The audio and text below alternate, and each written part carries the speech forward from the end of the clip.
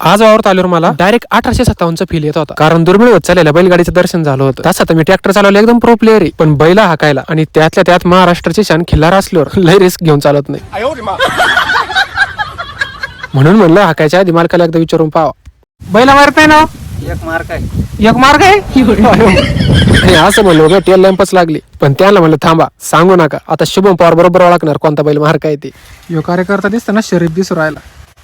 शरीफ तर यो पण दिसू राहिला, पण कोण खाणं असं वाटत राहिलं कोणच देऊ राहिला.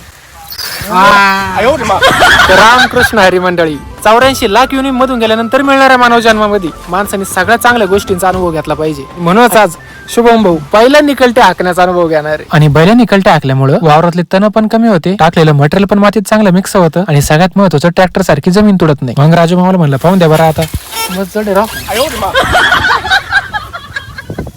आणि मग कळलं काम दिसतं तेवढं सोपत अजिबात नाही. ते दाबून तितकंच धरावं लागतं, आणि तिरक जात राहतं, परत सरळ करून घ्यावं लागत. नाही तर माझ्यासारखा कार्यकर्ता उसाची सरी उधळीत चालन. पण प्रयत्नांती यश प्राप्ती. नंतर मला पण एकदम सुती काम करता यायला लागलं.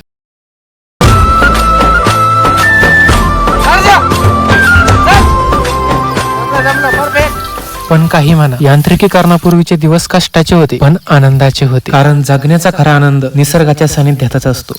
मारणार नाही आपण, पण उचलायचं उशीर. आता मी माझी शायनिंग मारायचं बंद करतो. पण तुम्हाला हा ब्लॉग कसा वाटला हे नक्की सांगा. कळते आखलं एवढं तर कन्फर्म झालं का जेच त्याचे काम जनतेनंच केलं पाहिजे.